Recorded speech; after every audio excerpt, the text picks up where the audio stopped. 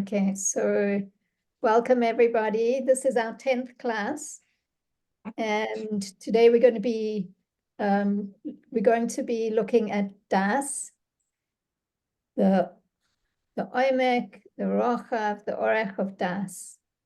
But before we do that, I just want to make one announcement, which is that next Sunday is Lag BaOmer. So we're not going to have a class next Sunday because everybody's going to be busy with, hopefully with some sort of celebration. But we will meet the next week. Okay. And, please use the opportunity of having a double 2 weeks to do some review, because today we're going to be really completing kind of the first half of chapter 1. And by the end of this class, we will more or less have all the building blocks in place that Reb Hillel has been trying to teach us so that he can then tell us what he wants to tell us. So I'm just going to quickly share my screen and we'll see what that looks like. So, we started off with the introduction where we had the 3 questions about Hitbonenut. And then we had a very quick description of what is Chochmah, what is Bina, and what is Das. And then we went into detail of Chochmah, the Omek of Chochmah, the Rochav of Chochmah, and the Orech of Chochmah. And then the same with Bina, the 3 different parts of Bina. And today we're going to look at, Mirz Hashem, the 3 aspects of Das. And then he will be able to tell us how all of this works together. So it's going to be really important to have some kind of grasp of these 3 aspects of the brain. Okay. So having said that, at the beginning of explaining to us what are the 3 different parts of Das, Reb Hillel does something very kind, which is that he first tells us, okay, let's just review what did we know about Das from before, because we're on paragraph 9 now in the Hebrew text. And in paragraph 3 of the Hebrew text, we learned, he gave us kind of a snapshot of what Das is. So I want to ask you if anybody can tell me, what is Das? What do you remember about Das? What is even one word that comes to mind when you think of Das?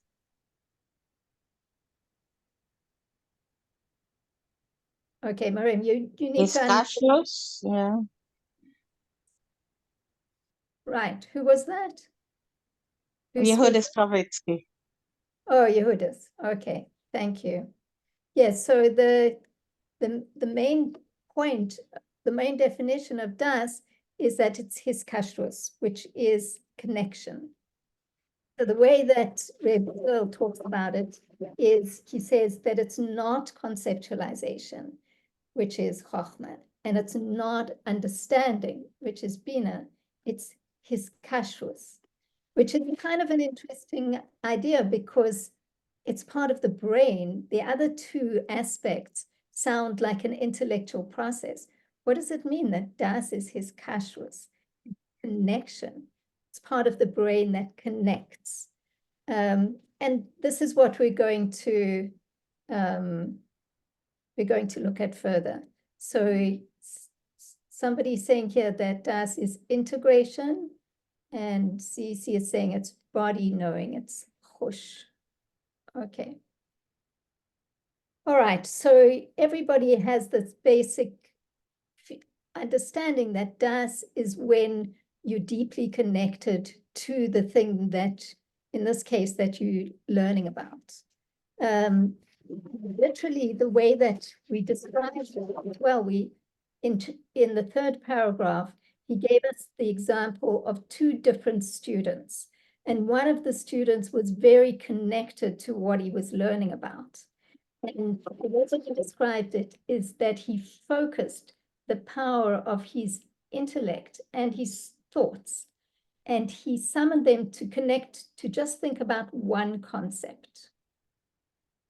Now, I think we've all experienced that place where we're very connected to something and we kind of almost disappear into, we forget about ourselves. We can spend a lot of time on the topic. Time just seems to pass. We're not thinking about anything else. And those are the three things that you can say, I have Daas at this moment. So the three things are not thinking of anything else at the time, losing a sense of oneself in a way, and also being able to spend a lot of time on something and not feeling that is passing. So that's an indication that a person has Daas. Many years ago, when I was at Machon Alta in Tzfat, I had a friend who just beginning to learn about these ideas. And she said to me, just remember this, so funny, the things that we remember. She said, if you want to know what Daas is, just look at a child eating an ice cream. That's Daas. They completely, now it's obviously not talking about an idea, but the child is completely enveloped in the experience of the ice cream. Nothing else exists. But the interesting thing is, and we're going to look at this today, where Reb Hillel is going to talk quite a lot about strong Daas and weak Daas, meaning the Daas that a child has and the Daas that an adult has. So, those of you who have children, grandchildren, you'll know that, the child can be at one moment completely involved in the ice cream. And if for some reason you need to take that ice cream away from them, they will be very distressed. But the moment you distract them with something else that is equally interesting to them, like a lollipop, so then they'll forget about the ice cream. So the Daas of a child is quite weak, whereas you can't really do that with an adult. It's not easy to distract an adult when they're very connected to something. So, okay, that's enough, I think, just to get us thinking about Daas so that we can go deeper into it. Thanks, Mila. You can take over. Okay, beautiful. Thank you for this beautiful introduction. And before we begin, I just want to set the intention. Why are we doing this? So although this is an exceptionally interesting work and it could capture our Daas to want this at all times, the intention of this class is to secure and expand the borders of Eretz Israel and really allow the higher Daas to Daas of knowing God to emerge in our consciousness, where this reality could be expanded beyond us into a physical Eretz Israel, and release of hostages, the security and expansion of Eretz Israel, and also for a complete redemption of this Iranian boy, Irvin Nathaniel Ben Sonia Tziona, who is really in need of our positive intentions. So if all of us could just keep that good thought for his complete release and the release of Mazal Tov Bat Esther Istat.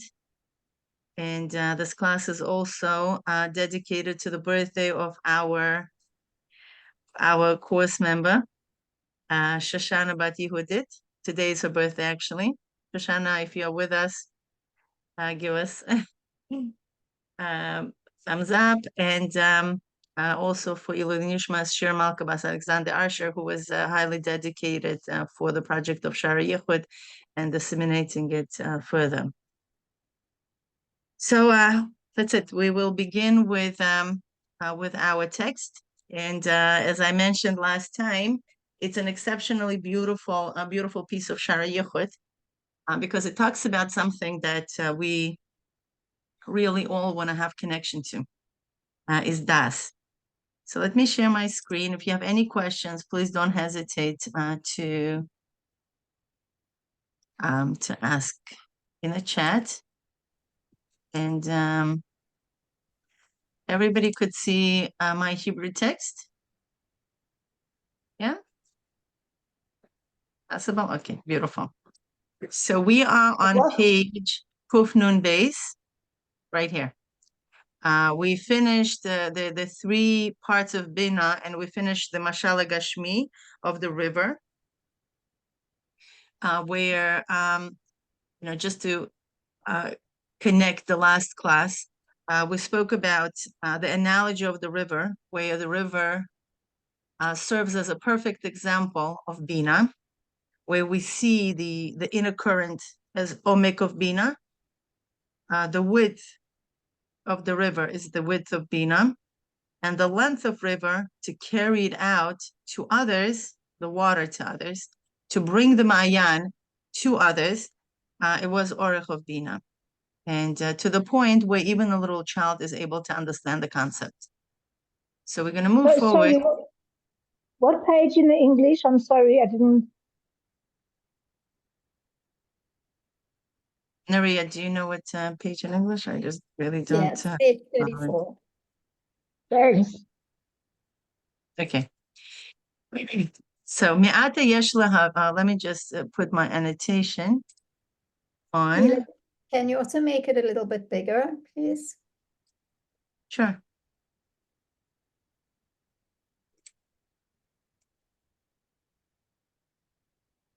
So we are right here. I'm just gonna.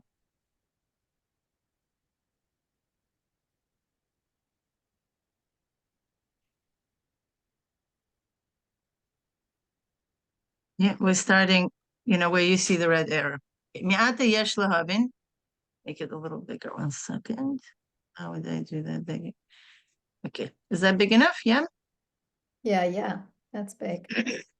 Thank you. Okay. Mi'ata Yesh Lahavin. From now, we're able to understand Inyan Gimel Chelke Hadas, Shehu Bechinas Omek, Rochav, Orech Shabai. The three parts of Das that are the depth, the width, and the length that's in it. Kihine Muvuar Lemala, Be'inyan Mahus Hadas, as it was explained above in paragraph 3, the idea of the Mahus, what is Das, is about Shehu Hakivus Kivut B'machshava, which is the gathering or the concentration of the thought. Lekabet, to focus. Kol koyach machshavasei, all the powers of his thought, vesichloi, and his brain, lachshav rak b'muskel zeh, to think only in this concept, haprati, in this specific concept. V'yadua, and it is known, shebamakom shemachshavasei shel adam, that in the place where the thoughts of the person, hu melubash, he is enclosed. Hu kulei sham, he is fully there. This is the saying from the Baal Shem Tov. V'nimtza, and we find shal yidei hadas, that through das, umekasher kol atzmus nafshay, he is able to bond the entire essence of his soul, b'seichel shemechashev boy, in the seichel that he is thinking about. So the intensity of the thoughts that he's concentrating on, whatever he's concentrating on, is determined by das. Meaning, if the thought is very weak, and therefore he moves from one thought to another, this is one kind of das. When he's able to fully devote himself to that particular idea, as we mentioned when we were learning about the paragraph 3, where there are 3 indications, right? He is completely forgets about time. He doesn't have any other thoughts, and he forgets about himself. So when he has all these 3 indications, that means he is on the right track of Das. And the more intense, the more Das he has. Vehina anu ro'im. And here we see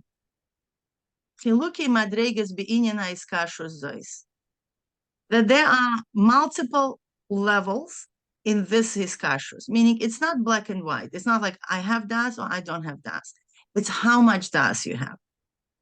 Kibakatan, like a small, like a child. Here, the child not necessarily indicates the child by age. We're talking about by child, a person with maturity. Every time in a Hasidic text, when it mentions katan, katan means the maturity level. Immature or mature. Afal pi, even though shemekasher dato b'davar ma, although he's able to connect his das in a particular thing, mikol makom, the next page, benikal yitpatel yifuchay. Very easily, he could be distracted or persuaded to exactly the opposite. Masha'inkin bagodol, but we don't see that in adult or a mature person. Shelo yitpatel yifuchay, that he will not be persuaded for the opposite. V'hainu, why is it? Mitzad shehu mekusher be'omek dato. Why is it? Because he is deeply connected with the depth of his das. B'davar sherotzeh, in a thing that he wants. Now, you might think, what this has to do with the ratzon? We're going to go back to the 3rd paragraph. If you remember about the chush, what was the chush? The chush was the source of the root of das. The shoresh hadas was chush. And what is chush? Chush is the sense. That's where how ratzon is being revealed. So the ratzon comes about, reveals itself through chushim. Okay, so anything that I want, I will probably going to be mekusher to, going to be connected to. Connected meaning I'm going to have das into it. And the more I want that thing, the more das I will have. Okay? So the intensity of that thing that I want will depend on the depth of my connection to it. The Omek of Daas, the Omek of Daas. So now we're going to go to Omek of Daas. Before we just had like a recap of what Das was from our previous knowledge. Now Reb Hillel is going into what Omek of Daas is.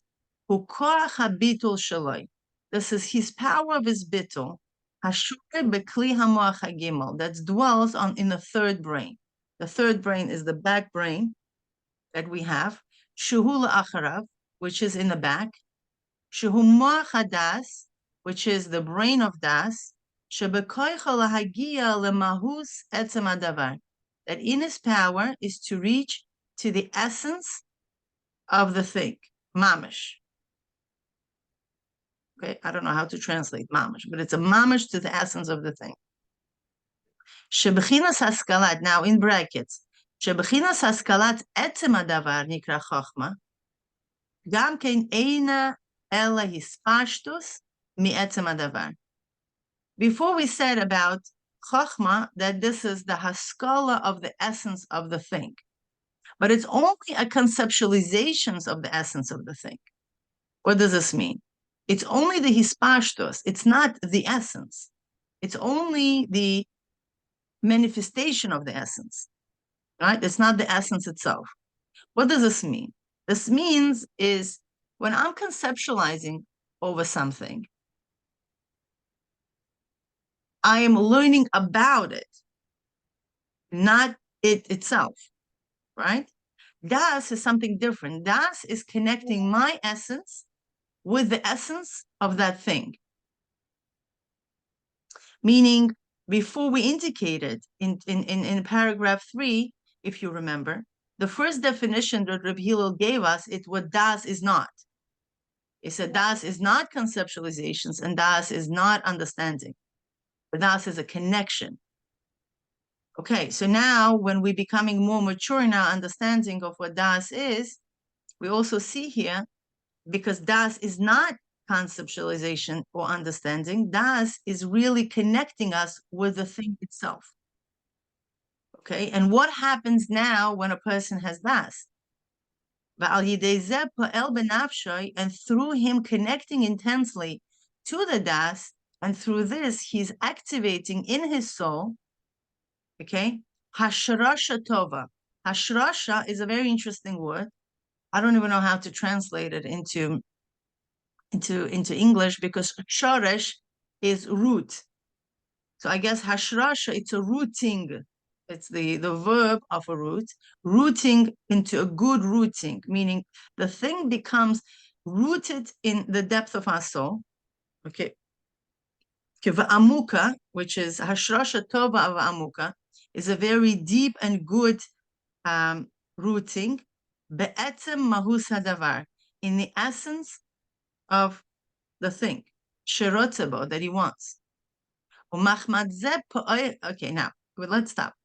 For this reason, we see a lot of times in halacha, right?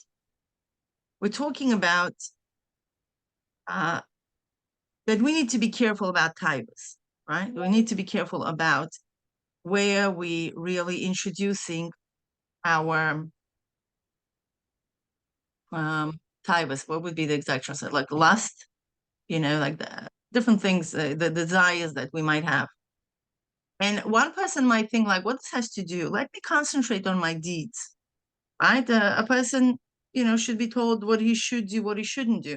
Why Shulchan Aruch has numerous sections about person really curbing his desires? Simply because Das is such a deep thing. If we are really connecting ourselves into whatever that might be, it's not about that we could be easily persuaded into anything just through the means of our intellect. Like, for example, let's say a person is a smoker, right? Or he has some kind of other addiction. It's not enough from us to show them research and how it, deteriorates the body and speak to the seichel of the thing. Because once it comes into das, it's going to be very, very difficult to break that pattern. Why? For this reason, because das reaches the essence of our soul to the essence of that thing that he wants. It's beyond intellect. So therefore, das could be in something very, very good. It's a tool. And it also could be an exceptionally detrimental for a person's well-being. Why? Because of this reason. Right? Umachma zeh, meaning it also could be in klipa. Das could be very much in klipa. Umachma zeh, and through this, what happens now with das?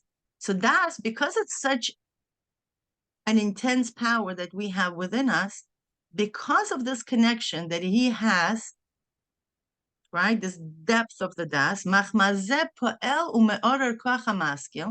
through this he's able to activate and awaken his koach hamaskil, lahaskil, to conceptualize, velahasik, and to grasp, how it will be explained, right? Meaning, das is such a powerful thing that by having das and having access to this power of our soul, we could actually awaken our koach hamaskil. And we learned about koach hamaskil a few paragraphs before, that it's an exceptionally unlimited power within us to conceptualize and to understand anything that's there in the world and beyond the world. Okay? So any questions up until now? Oh, I see 5 things on the chat. I'm sorry. No, it was from before. Mila, the way that you're describing it, I think it's to me, it's just really powerful. It makes me think about, what I'm choosing to connect myself to and the extent to which that impacts my neshama. And I'm thinking specifically, because I live in Israel, regarding, looking at the news and exposing myself to that. And I really feel how it impacts the brain and in general, social media and all the things that are, coming into, into our brains these days it feels very scattering. But when you say that it's like literally that you connect, whatever you're really connecting to, you're connecting your neshama in that moment, the essence of your neshama to that. So it creates a deep sense of responsibility for what we expose ourselves to. 100%, definitely. And that's why keeping chushim, right? Again, we're going to go back to chushim, right? It's our eyes, what we eat, our ears, what we hear, even what we smell. Because it's something that trespasses our intellect. It goes straight into our subconscious and unconscious mind, where we won't be able to filter with our conscious mind what we're going to take in or what we're not going to take in. So that's why it's very, very important, as you mentioned, to be careful as to what are we allowing ourselves to be exposed to and what not. I have a question. Sure. Yeah, so you said, and I understand, and it's very exciting, the more Ratzon, the more Das. The stronger is my will for something, the more Das I will have and focus. And I can envision myself being fully engaged in a project that I really want to accomplish. And I'm interested now in the subject of purpose, because my understanding is the greater my why, the greater my purpose, the greater my Ratzon, and then the greater my Das. And my ultimate intention is to get stuff done, which I struggle with because the day passes, I've done chitas, I've davened, I've gone to a shir, I've said my tehillim, and the sun is going down, and I haven't set the time. I struggle in making a commitment with myself. Any other appointment with anybody else in my life is fine. I have an appointment I attend. I'm good with that, good with time. But an appointment with myself to fulfill what I believe is my tachlis in this world, with very strong ratzon and halavai, great strong das, something's missing, that it's not happening. So that's my area of interest, the connection between ratzon and das and purpose, my purpose in being, having a tachlis. That's sort of a question, I guess. How do you strengthen the ratzon? How do you surface your ratzon? That's a very good question. I think, these questions are amazing. And what I would suggest is that if we will, like, as you could see, the determination of the ratzon who is knocking on the door, right? It's my daughter. She's determined, she has like this Orech of Daas, like I'm knocking, whatever else she wants. Just 1 second.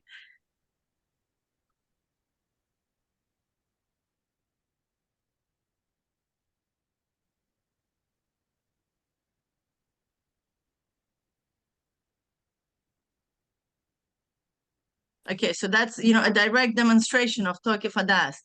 Okay, so right? You can't persuade her otherwise. Meaning she's determined. Okay, so these are beautiful questions, and I'll tell you why. Right now, we're only surfacing Das, and we're surfacing Ratzon. But we have to understand that we're not talking about the essence of the soul, right? So if we feel that we're not really connecting to our true Ratzon, and therefore we see that, the manifestations of the Ratzon, which is not, surfaced, resulting us not having a proper Das, and so on and so forth, when we don't have that clarity of our Ratzon. Sometimes it could be because the Ratzon, that's Chitzoynius HaKeser, is only an external part of the crown. The Pnimius HaKeser is Oneg.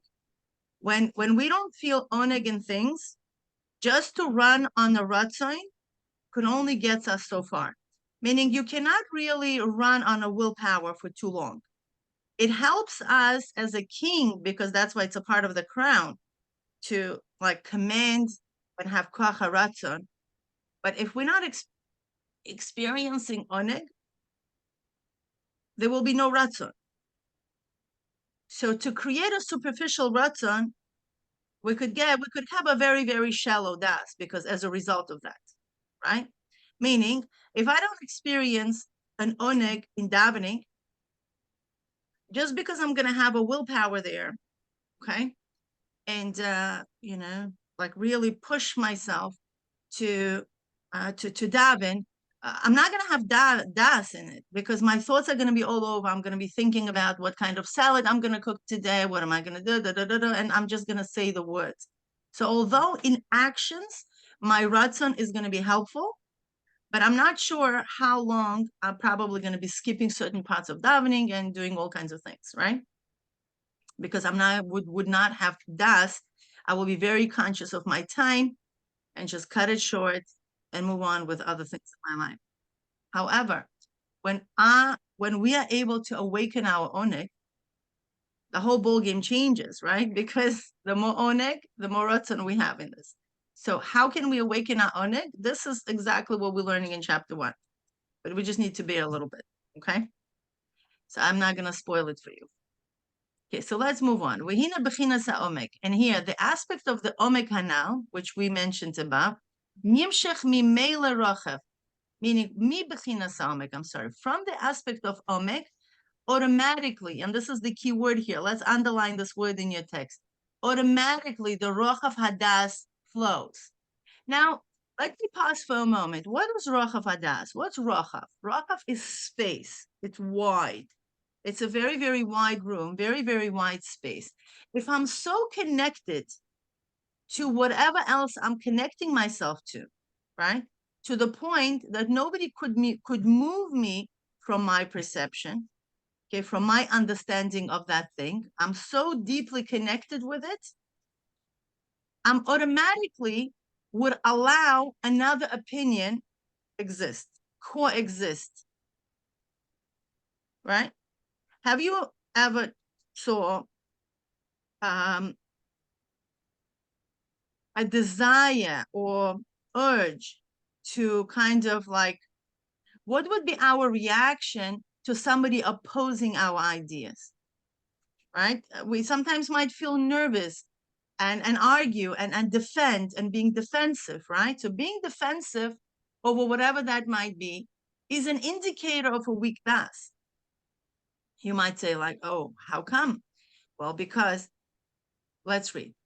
It's automatic, meaning the Rochav of Daas and Orech of Daas are going to come automatically. Rochav of Daas of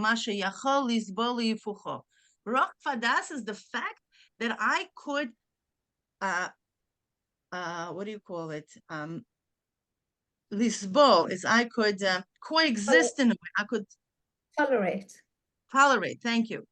I could tolerate the opposition. Meaning, let's say somebody's going to walk over to me and say, Mila, it's night. I'm probably going to think that the guys or whoever that is a mashugana, because like, no, it's a day.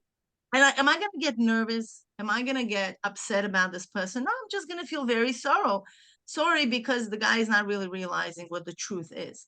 When I'm so deeply connected to an idea or to whatever that is, I'm not going to be easily persuaded. And also at the same time, I'm going to tolerate the opposition. Okay? V'hina b'katan anoraim. And in an immature person with afalpi, yeah, I'm sorry, I can't teach like this. Just my daughter is exceptionally determined. Just give me 1 second.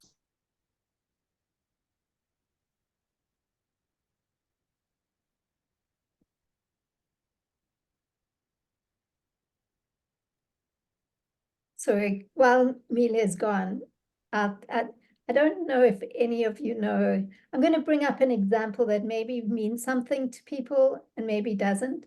But if any of you have seen a person by the name of Ben Shapiro, is anybody Yes. familiar with him? Yes, now, very.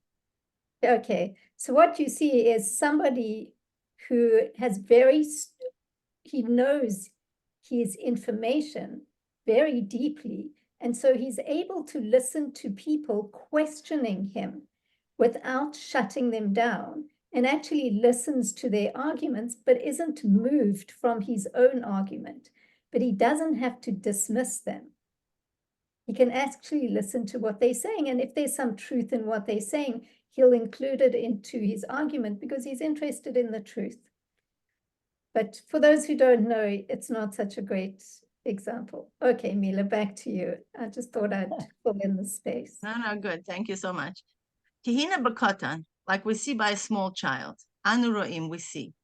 Afal pi shebenikal mitpateli fucho, we saw the indication that although he's easily being persuaded to the opposite, mikol makom, nevertheless, kol zman she'eino mitpateh, all that time that he's not being persuaded, meaning he's like holds his ground, leifucho, lo yochel lisbol hayifuch, he's unable to tolerate the opposition, meaning all that time that he wants that ice cream, right, or whatever that he wants, he cannot tolerate the opposition or people questioning the validity of that connection. He can't tolerate it.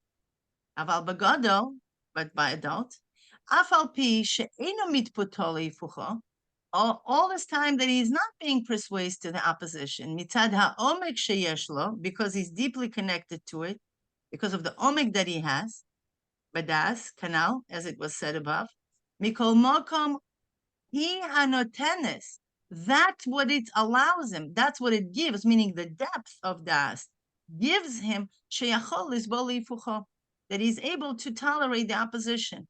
And he's not able to move from his space at all. And this is profound because the nervousness and the fact that we cannot tolerate the opposition shows us that we're not really rooted properly in that thing. So we feel insecure. Therefore, we need to defend ourselves and we need to be defensive. But when a person is secure, you're like, you know what? Fine. Like me listening to you, meaning me having the Rochav to listen to whatever else you need to say, doesn't really define who I am and my connection to that thing. And this is what beautiful is. Let's see what Orech is, okay? Orech is something really cute. The Orech of Daas, right? The Orech of Daas, umasha bekoichoi, lahamshich ribui kelim. Because remember, Orech in general, it's kelim, right? We mentioned about the Orech of Bina was the kelim in like means how are we explaining it to another person? Different mashalim that we enclosing it. So now Orech of the Das is very similar. Orech is kelim, meaning if I'm so connected to my spouse, let's say, okay, that means I could actually work with him in the same organization, right? So the advice that they give not to work with your spouse in your same organization, it's for spouses whose Das is a little bit shaky because don't spend too much time together. Well, that's exactly the opposite of definition of Das. On the contrary, right?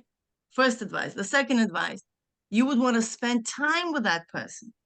You never get tired of that person, right? The more time you spend, the more connected you feel to that person. You understand what this is? It's like, that's what Das is that you want ribui kelim. It's not like, oh, I need husband or I need wife just for this purpose. No. Everything what you do, you want to do with that person. For example, I had a roommate who was obsessed with sunflowers. Now she had sunflower curtain. Her phone cover had sunflowers. Her bedding had sunflowers. And don't ask. It was like you walk into the room, you knew exactly that she was obsessed with sunflowers. You understand? What's the story? Story is because if I'm connected to something, I want it everywhere. I want it on my mug. I want it on my mouse pad. I want it, I don't know, like my room, a beautiful something, you understand? Like I went to this one woman's kitchen in Kfar Chabad, the Kupchik family. She was obsessed with red. So her kitchen had all red trims and red this and red that. Actually, she made me like the color because I never thought that the red could be so beautiful. You know, there's red flowers and all these things. That's what I'm trying to say. So if you like particular flower or something, or an ice cream, for example, if a person has das in ice cream, they're not going to eat just vanilla ice cream. You know, you go into, an ice cream store, you see how many flavors and colors and everything else was going on there. Elka, I can't hear you, but I think you're saying something to me. Oh, you're not saying to me? Okay, good. But I see you saying, I'm like, that's probably to me. Okay, so that's what it is. Like I kind of like, I would want to have all kinds of flavors, right? So the same thing is, people who like exercise, they don't just wake up and do for half-hour sit-ups, right? No, they do all kinds of exercises. They do this one and that one, and blah blah blah blah blah. So the same thing is here. The das is kalim, ledavar sherotze bo, for the thing that he wants. V'lachein begadol, therefore the adult, when he has a taiva in whatever he is, he doesn't want just a little bit. I have a taiva once a year to eat an ice cream, I don't know, an Erev Rosh Hashanah. Like, no. People who eat ice cream, they don't just go once a year. That he wants that thing in all different types. Okay, and it's not like this by a child. And this is something that I heard from the Mittel Rebbe, Be'inyan, in the thing. Okay, V'yasfu anovim, yeah, shiribui. Oh my gosh, help me, please. Huh? Yeah, so it's a footnote 16. I don't know exactly what it means.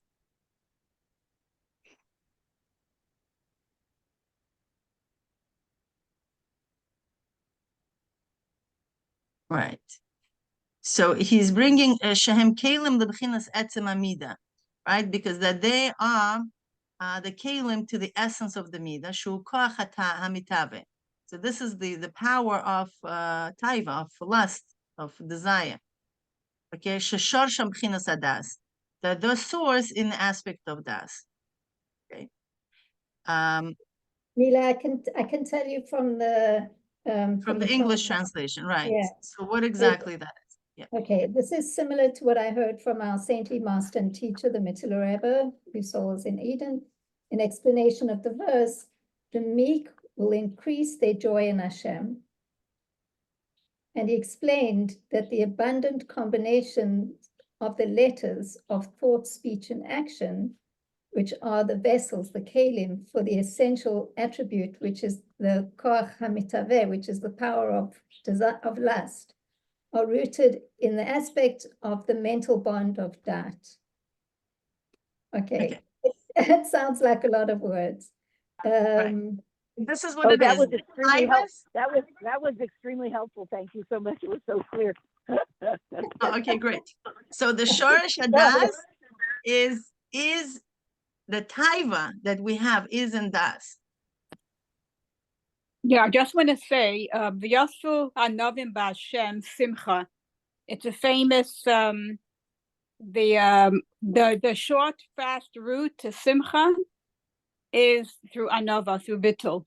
So it's a famous pasuk and used a lot in Chassidus. Okay, that's all I wanted to add. Back to you. Okay, beautiful. Thank you so much, Gitti. Yeah. So as we could see from here that Das is something really, really beautiful. And definitely having Das in Hashem. Das is basically the addiction that we might have into whatever that might be. And yes, we could be addicted to God, right? Meaning, have you ever dealt with any addictions? Like, for example, coffee addictions. We're not talking about cocaine addictions, but that as well. Meaning, you cannot envision your life without that thing.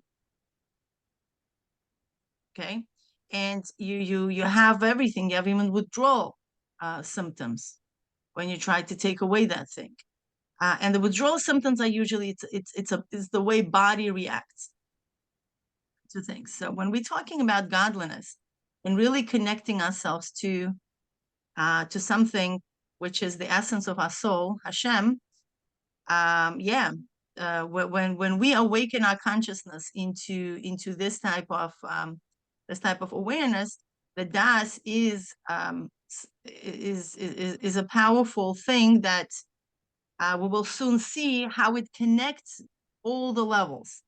Meaning, the way we might know Das at the moment is the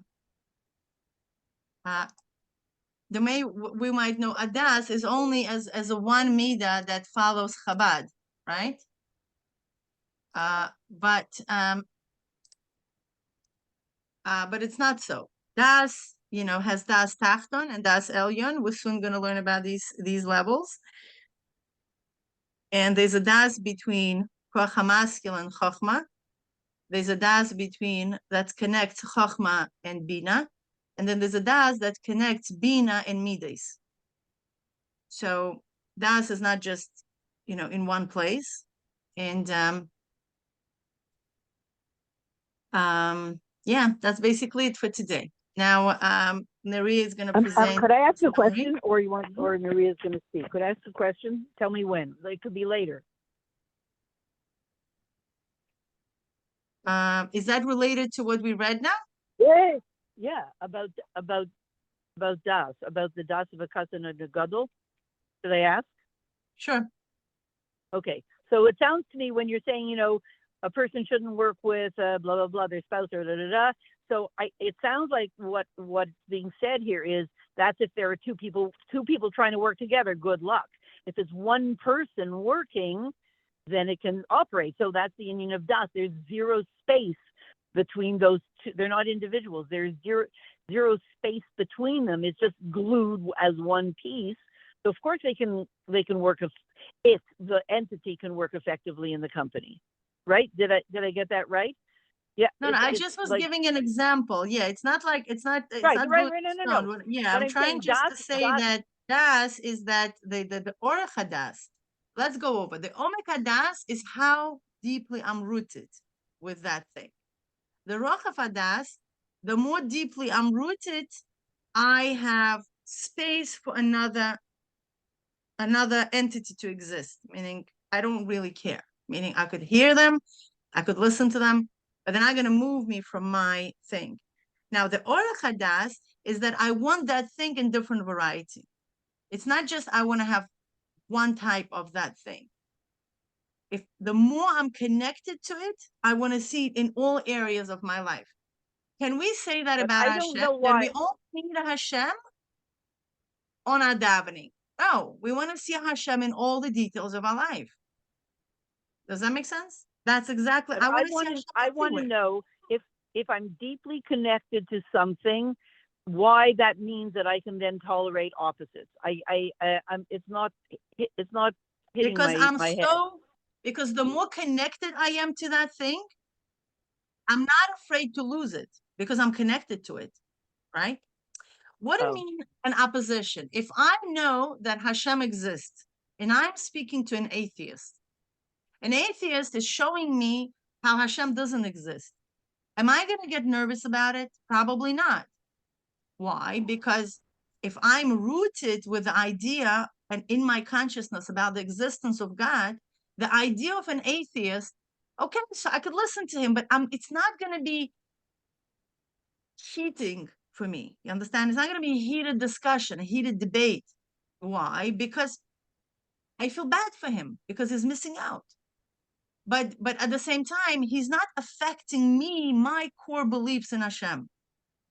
Or for whatever reason, the Rebbe being Mashiach, I don't know. No, Maria said Ben Shapiro, and it was a great example. Yeah, a Chassidus, for example, being a true reality. or for example, studying the Mittel Rebbe.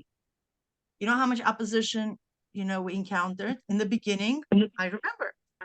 I felt, no, I need to defend, I need to argue, I need to show proofs and all that stuff. And I would get really agitated. The deeper and deeper I went into the study, the more obvious it became that this is a true path. And the less nervous I became during these discussions. I just felt bad for people not having access to this type of things for whatever intellectual reasoning they had for this. You understand the difference?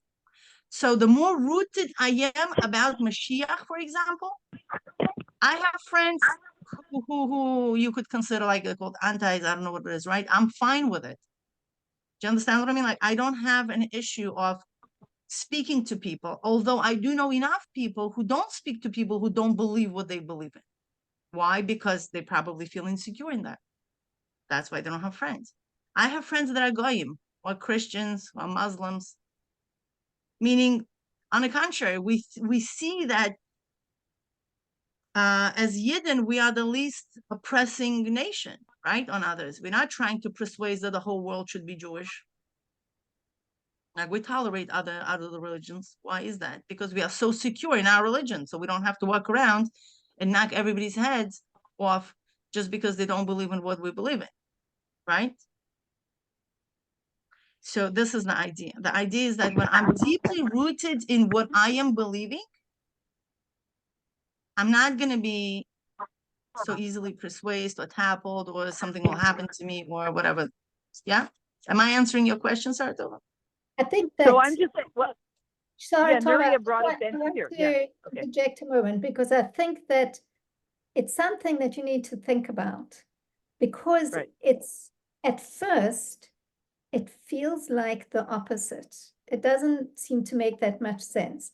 But if you think into it deeply, you'll see that this is the reality, that the more knowledge you have, the more you're actually able to listen to somebody else and not have to shut them down, because you're not scared that you're going to be moved from your place, because you know what you know, and you're connected to it in a way of das, not just like information, but you really know what you're talking about. And so it doesn't matter what somebody else says. It's not necessarily that you dismiss them. You don't have to dismiss them.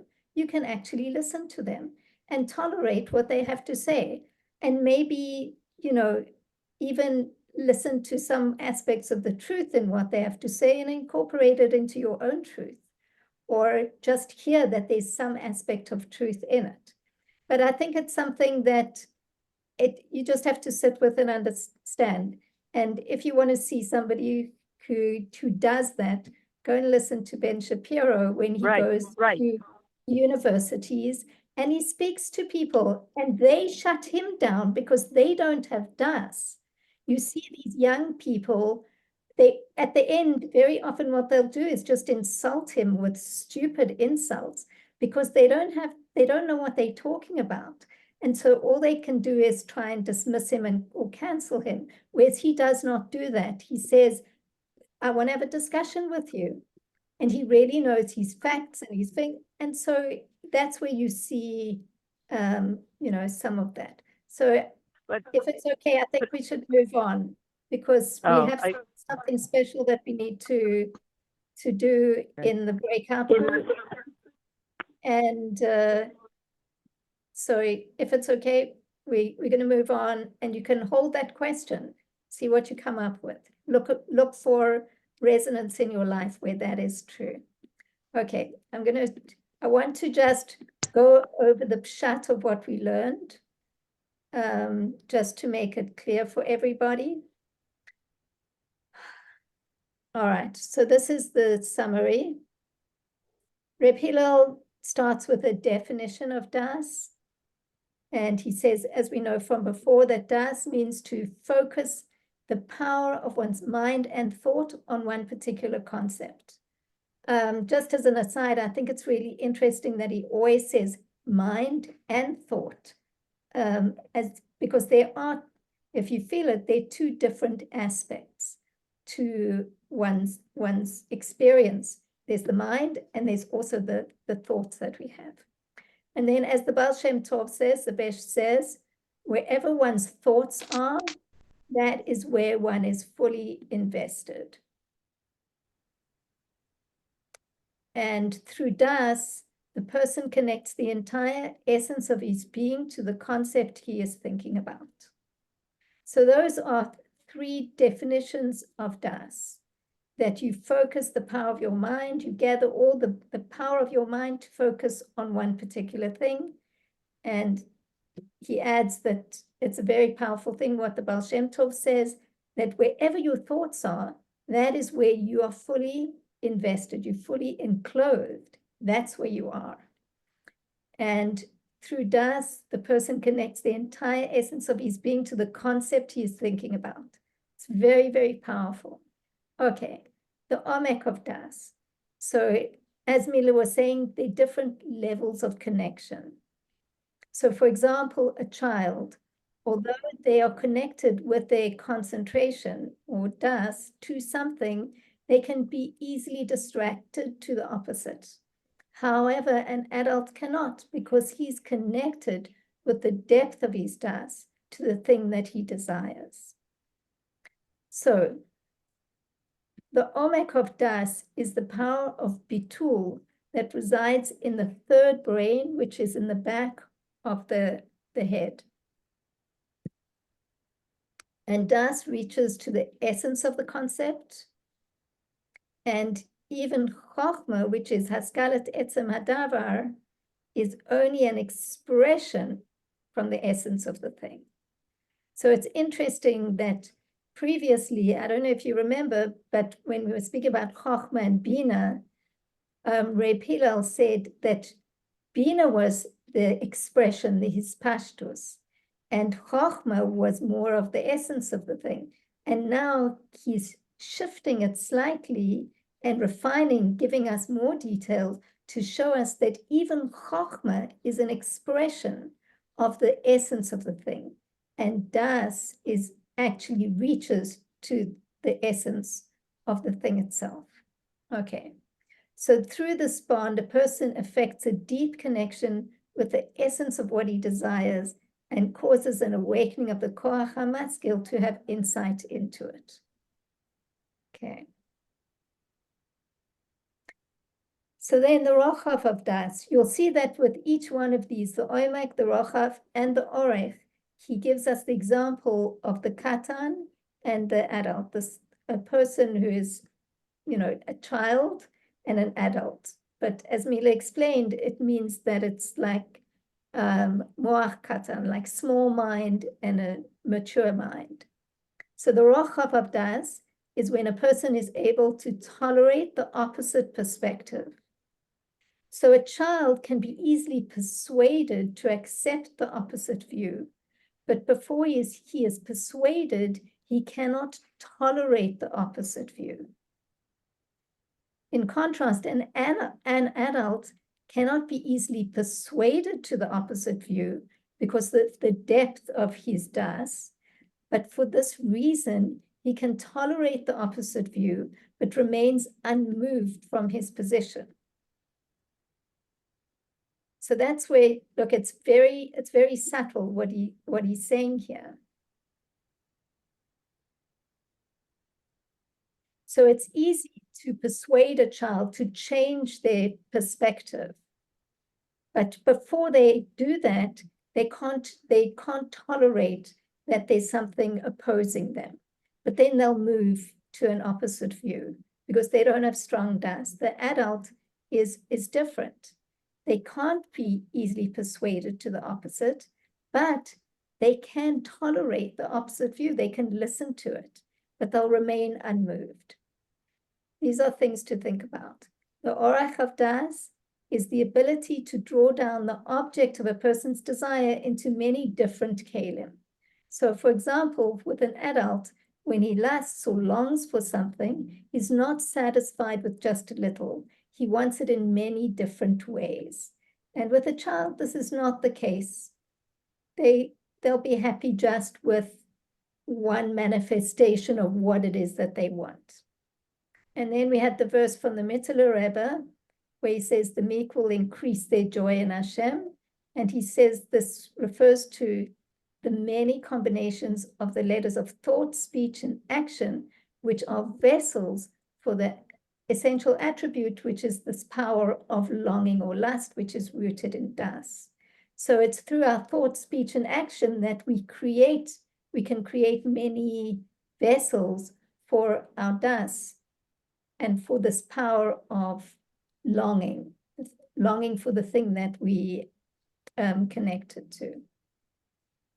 Okay, I hope that makes that a little bit clearer for everybody. Look, certainly when it comes to Das, it's something that you need to go over and over and over. There's something about it that is more subtle, I find, than Chochmah and Bina, and can take time to just, literally to do hisbonenus on it, to really think about it and go through the text and think about what that means and examples in your own experience of, being able to do that, not being able to tolerate moving, not moving from your place, and so on. So the reason that I'm pushing things along a little bit is because we want to do something a little bit different with the breakout rooms this week. Up until now, I think it's been a nice way for everybody to meet everyone. And today what we're going to do, Mila will explain further, we want to give you some questions to answer. And it's kind of like an open book. Let's not say test, just an open book experience, which is why I asked people, I don't know if everybody did that, but on the WhatsApp group and on the email, we asked you to download the Hebrew vocabulary from the Google Docs, from our Google Drive. If you didn't do that, it's okay. If you did do it, it's going to be helpful in helping you to answer these questions. And Mila, maybe you can explain further. Yeah, sure. So as you could see, I shared the work document. It's called class worksheet. What we're going to do is I'm also sharing here the Google Drive link. Now, when we're going to go on a breakout room, you're just going to open your chat and you'll have access to this worksheet, or you could just download it now when we are here and you could have it on your phone. And it's a very simple, I can open you, I can actually, let me share my screen with you now so you don't feel nervous about it. There's literally nothing to be nervous. It's, just a cute little worksheet. What Das is not, what Das is, from paragraph 3 and 9. What are the 3 indicators that one has Das from paragraph 3? What is the root of Das? What is the definition of a chush? Is chush an intellectual power? What are the indicators from this class? Indications of Omek of Daas, the Rochav of Daas, and the Orech of Daas. That's it. It's just very easy questions. Don't think too deeply into them. It's to spike the group discussions, who you're going to be with, and really keep focus on discussing Das. So we have a deeper understanding in it. And good luck. It's going to be a little bit longer, probably around 10 minutes, for everybody to have enough time to discuss. And we're going to open 4 rooms. So it's a discussion.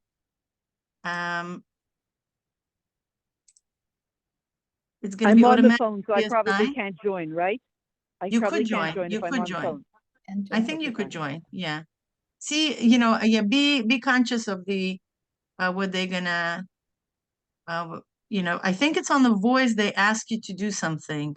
That's what I remember from my previous, previous class. Yeah, they actually do added your number You are in room 2. Okay, good luck. And we'll see you in 10 minutes.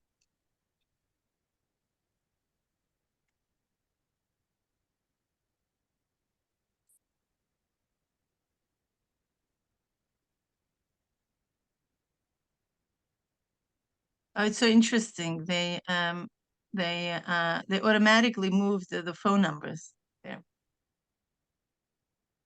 Yes, a good focus. Thank you.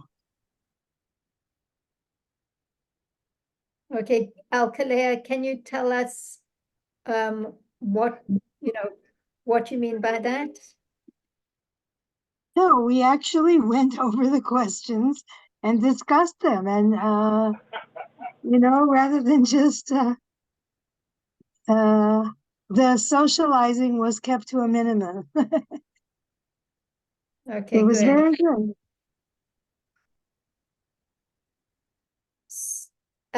In general, did other people feel the same, that it helped to focus the discussion?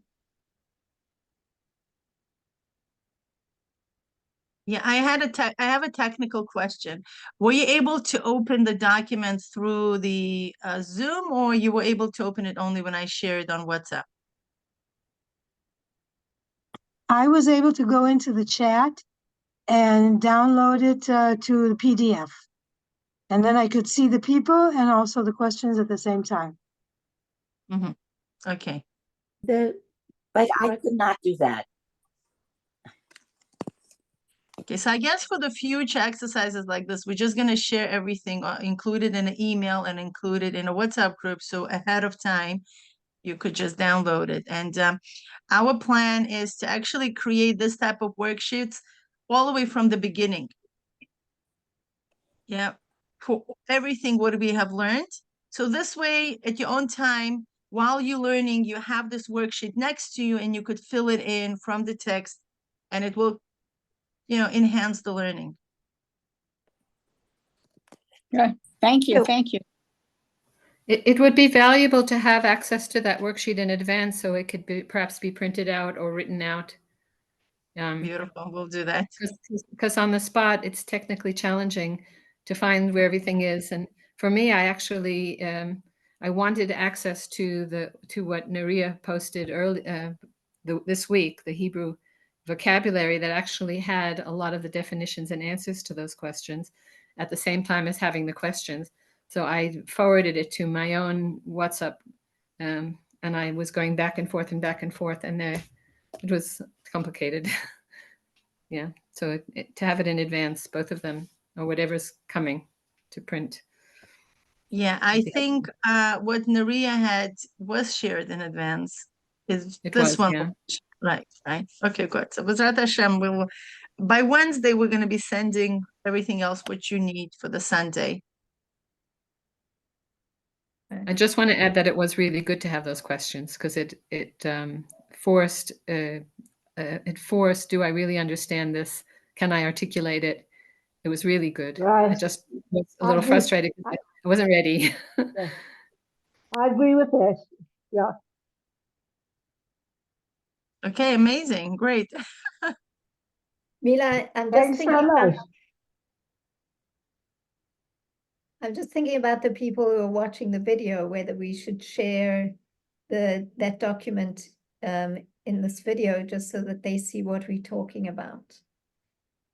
Sure. I think what we could do is that when we gonna do the YouTube channel, we're gonna add that document in the description, the link for that document in the description of the video.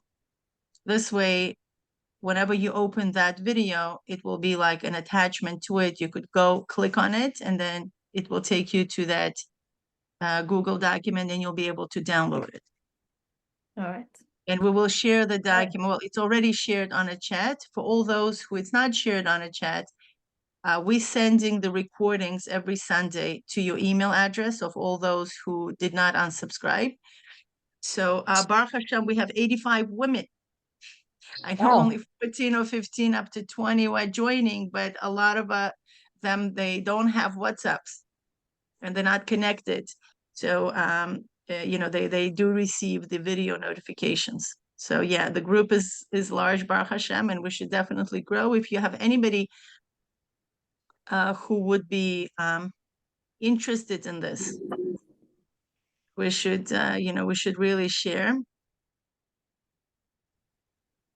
Yes, is the mimer available in the Google Drive? Yes, it is. The link is there. I'm gonna share also the short video that we have created, how to use our Google Drive, that describes what's where. And this way you could always refer to that to understand how our Google Drive works. So any questions? Sure. Sorry, my first go-to place when I was looking for those questions is the Google Drive. So it's like a hub, and if everything could be there, that I know that I'll find everything there. That would be helpful. Beautiful. Is there Sure. a reason? Yeah. Yeah. We'll add that to the drive. Okay, great. We just wanted to see different modalities and different ways of what really people connect to the way of learning. And that's amazing that it really worked for the most people to have those questions available this way. The discussion is very focused. I just have a quick question about Omek. Sure. Omek of Daas?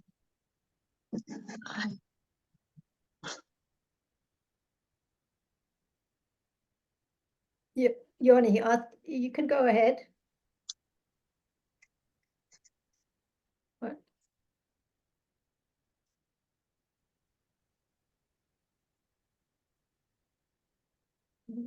Somebody wanted to ask a question? Was it Yoni?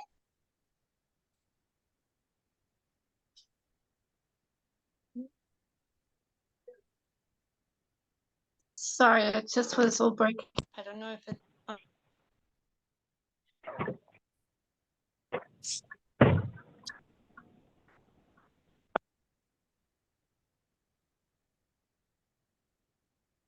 I guess we are all taking it in. No, I have a question, but Nuria said rather than answer it, she just wants me to think about it. So you actively thinking, Sarato, is that what's happening? I think with other people better. I don't like, if I'm told to just think about it, I'm probably not going to it, and I'll just move on to other things in my life. I'm being quite honest. Let's think together. What is the question? No, I'm saying, I'm thinking about that process, what we're, again, we're not getting fixated on Ben Shapiro, but that idea, it's a very powerful visual when I think about him, the fact that he's able to let somebody finish their sentence, very, very, very long sentence. And I'm trying to understand what I'm experiencing about Omek, Orech, and Rochav when I'm watching him just listen, right to the end, and he seems to be able to, it's just an example, we're not getting fixated on him. He seems to be able to maintain what he believes, what he knows, who he is, etc. throughout. It doesn't seem in any way to disconnect him. And we know that in general, the reason we cut people off in the middle of the sentence is because we kind of forget what we were thinking and we sort of lose ourselves. We don't feel as deeply grounded to our opinion or whatever. And so we just have to stop them in the middle, not only before we forget, but because I may forget who I am and what I stand for. So I'm just trying to understand in terms of Omek, Rochav, and Orech, what I'm watching when I'm seeing him patiently wait while somebody is saying oppositional things and also long-winded things to get him to forget what he was going to say. Saratova, What am I watching? This is an excellent observation, because as an educator, right, and as parents probably, I'll tell you, we are dealing with this epidemic of attention deficit disorder, right? And number one indication of attention deficit disorder is that the child constantly interrupts an adult. And that's exactly what you said. Well, Das is exactly the opposite of attention deficit disorder, because Das is a focus, right? When we are focused and concentrated, that's exactly what we have the youth suffer now, right? Is the lack of focus and concentration and distractibility.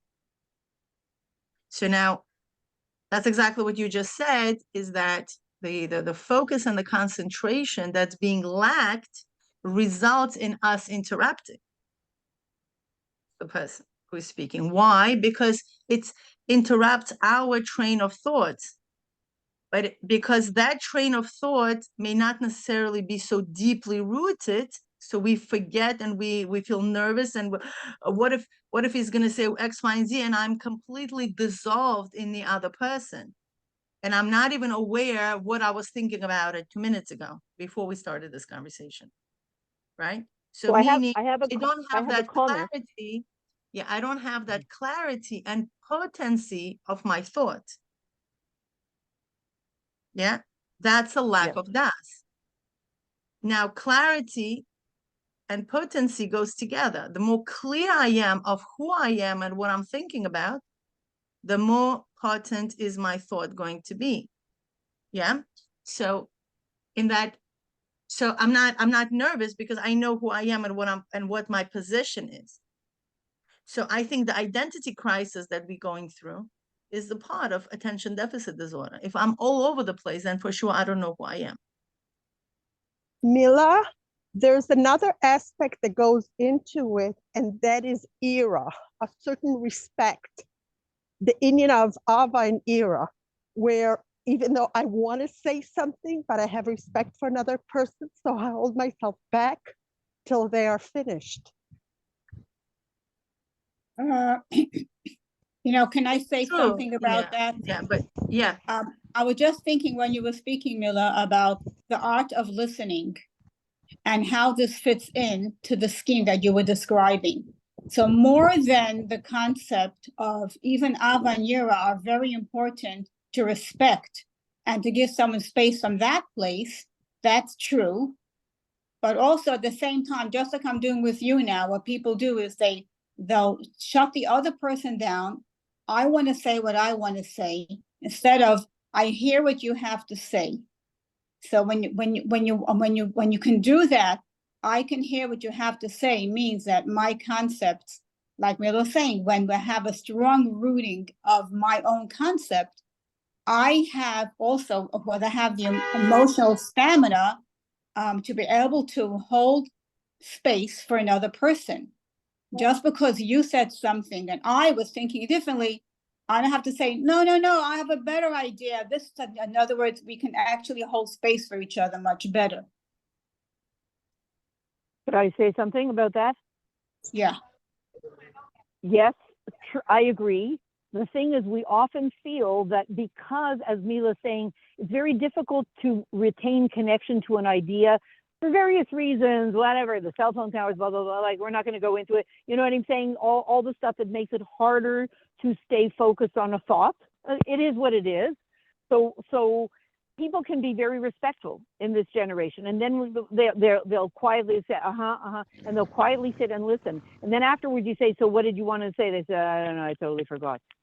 So being respectful is only part of it. They can be deeply respectful, and they definitely they forgot what they were going to say. So it's only half the thing. In other words, we lose our students in a way when we demand respect, because then they're like, sure, no problem, whatever you say, and they move on to thinking about, which sandwich they want to eat because they lost the thought. So it's only half. I think it's only half. What I believe that Mila and Nuria are bringing us to connect to is, it's very hard to depend on your mind these days to hold any thoughts for all those reasons, but you can depend on your soul to stay very, very, very focused. And that the Mittler Rebbe is training our soul to then feed our mind through Shara Yichud, so that you have this combination. You have the power of your soul, which doesn't disconnect from these powerful concepts. That one is solid, and it's going to start to feed your mind. And the more you learn it, you're going to notice that you can connect to deep concepts and stay connected. It's not coming from your soul. It's not coming from your mind. Your mind is too weak. But your soul will keep feeding your mind. Can I add to that? That's very good, Saratova. Can I add something to what you made me think of while you were speaking? Yeah. When you said, that was a good point that I didn't think of, like one thing, maybe a person's in a hurry because they want to say what they're afraid they'll forget what they have to say. And shikha, this comes from klipa, and klipa means the cover, it's superficial. So when you connect with that depth, when you're saying so, which probably has something to do with Omek, then you don't have that issue of shikha so much as an issue in your life because you have connected more deeply. So you're not on that klipa level. Okay. Okay, I'm sorry. I'm not going to go into Uvachain. Okay. How? Thank You asking how? I want to say it, but it's not fair. It's not the place. What would I do? What would I do to eliminate? I'm just saying I'm not asking for an answer. I'm going to think about it this week. What would I do to eliminate shikha in my life? Forgetfulness. Yeah, I forgot what I was thinking. Do we forget? It comes from Klipa. Yeah. Yeah. I'll tell you what it is. The more connected we are to whatever that thing we don't want to forget, you're not going to forget it. You don't forget about, I don't know, for example, we don't forget what's important to us, basically. Not what you're deeply connected to, you won't forget. Exactly. So we don't forget. So now we don't need to worry about not forgetting now. We just need to get connected. You understand? Because these things, they can come in mela. We're focusing on creating kalim. But if these are empty kalim, what are you going to do with that? This work is connecting to generating more light into our life. Once the light is there, we keep Torah mitzvahs. They're going to all fill up. We're not talking, this class so far, we haven't seen anybody joining who are not doing Torah mitzvahs. So we are full of kalim automatically. This work is now accessing higher light. That's what we need to worry about. So then the thing, we don't need to worry about, what am I going to do not to forget? Connect better. You're not going to forget. In other words, whatever you make so essential, and if it's not essential to you because it's buried in your neshama, you don't know about it, what you do is you sit, you learn, and you do this together in a group, and you create, and you develop it, and you nurture it until it becomes fanned out into becoming essential. Exactly. To bring another extreme example, is that the new, like I run a birthing group. So it happened to be that somehow I attracted about 220 women into one group about baby care, birth, and all that mommy stuff. All of a sudden, like once in a while, I pop in to read what the women are posting and sharing. And one of the things was there was another child, Rahman al-Islam, was forgot in a hot car. And one of this, I'm talking about, it's a legit article that brings different strategies of how not to forget your child in a car seat.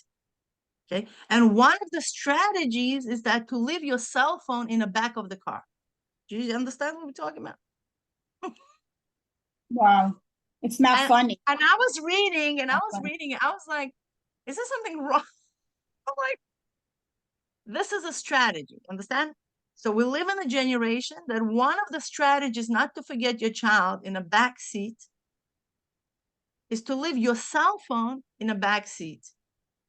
So that means that the cell phone you're not going to forget because that's an extension of your hands, right? It's like you can't walk around without a hand. So you're going to open the back seat and you automatically will pick up your child. That will remind you that your child is alive. So this is this is what we're talking about, forgetting. So if something is essentially important to you, you're not going to forget things. Like your cell phone, for example. I'm just joking. Like you definitely should not be forgetting your child in the back seat or anything like that. But yeah. Mila, nobody forgets a child in a car. That's not shikha. Hashem makes a person forget a child in a car.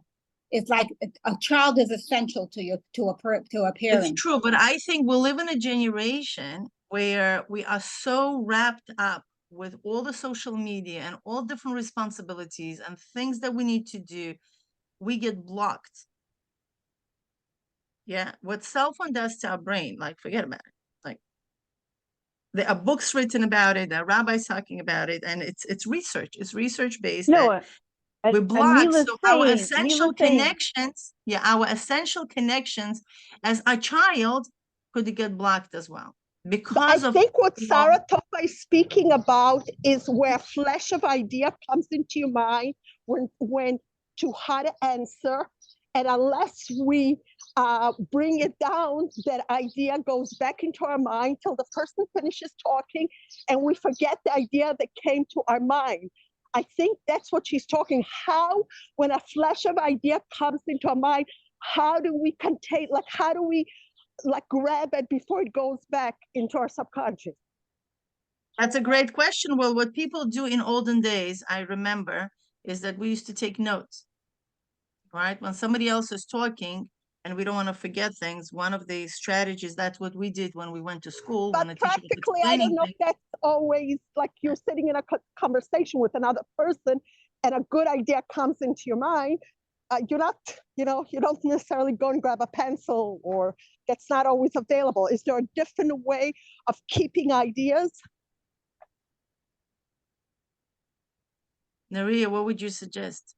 Well, what you're describing is the process that we've been learning about, which is that, you have the flash in Chokhmah, and unless you bring it down into Bina, then it does go back to where it came from. That there has to be a process, and that's also, the weakness of our minds, that when we have an idea that flashes in, we don't necessarily know how to then immediately enclose it in the letters of Bina so that we can then have Das. It's part of this process. It's Chokhmah, Bina, and Das. And Tzipi, what you're describing is the Chokhmah. So there's this 3-stage process that you need to go through. And, if we have a strong mind, if we have a strong Das into the concept that we're talking about, we will probably have more ability to bring a new flash of inspiration and hold it, because we have a larger vessel to incorporate it into. But if we don't have the Das into that topic, our mind won't have a place to bring it down to. I'm not sure if that's exactly correct, but this is certainly, Tzipi, what we're exploring here is the process of how do you bring that flash into Das. It's exactly what Reb Hillel wants to teach us. I guess we need to be patient. I think like a kid. Sorry. Here's a question. Why do we always struggling to make sure we remember every thought that flashed into our mind? Is every thought that flashes into our mind necessary to develop? How about right? I'm not talking about that, but when you're having a discussion with somebody, if it's an important thought, then Hashem will make sure I have it. If I need it, I will have it. But unless it's still bringing it down. That's a personal frustration. I'll have a discussion and a good idea comes in, and unless I hop it, I'm patiently listening to the person.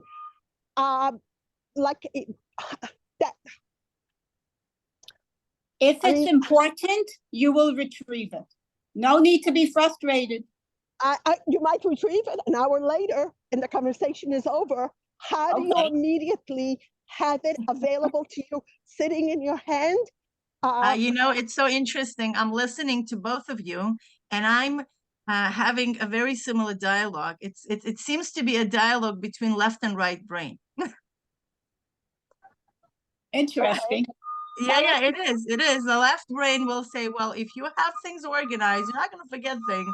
And the right brain says, oh, well, when I see that flash, it's like, it's so powerful. Like if I'm not holding on to it, it's just going to go back to its source. And the left brain says, no, no, no. If it's important, you're going to keep. And then the So middle I brain understand. says, I'm not saying you'll keep it. I'm saying if you need it, If you it need will it. come. It will be said.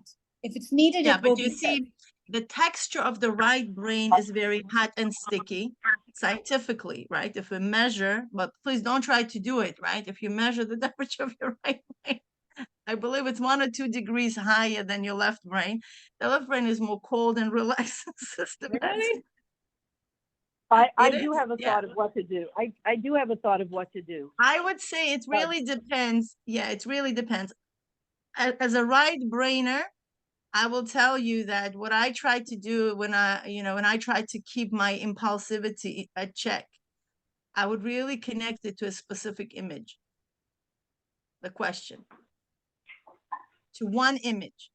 It's easier to access one image that has many strings attached as opposed to remembering all the strings attached. That's my personal thing that I could do. Or you could daven Shmoneh Esrei. That's when I remember everything. In the middle of discussion with somebody. In the middle of discussion, okay, excuse me, I need to daven Shmoneh Esrei. But you can have various files in your mind that are color coded, and when you get a good thought in your mind, you file it in that box. It at least takes it out of the thing of a jumble of amazing thoughts. That how am I going to remember any of them? It's just this box called all these amazing things that I forgot already.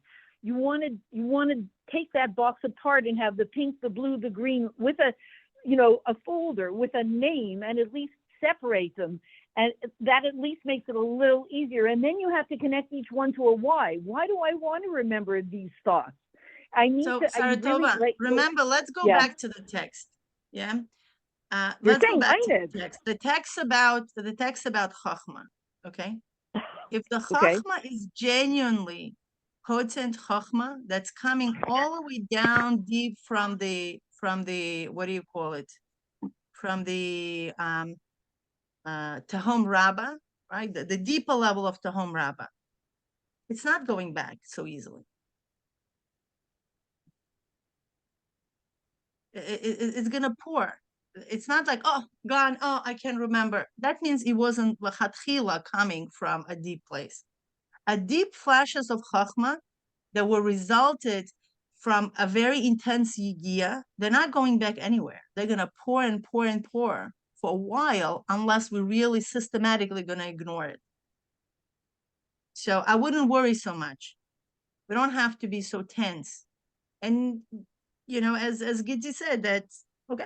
So probably it wasn't coming from a real true source, because if it would, it's not going to go back anywhere. I think that Saratova has. So it will go. So you can be so tense and have so much anxiety over forgotten thoughts. But you're just negating the meaning of a flash of Chachma. Flash of Chachma is lightning that goes out, and unless it is hopped, it goes back. Not necessarily. It depends. It's a b'derech klal, it's like that. B'derech prat, it depends from where it's coming from. If a mind is developed, if the bina is developed, then automatically I'm sorry for giving this example. Can we have it off record? I can stop the recording. You want to do that? Please. Yeah, please.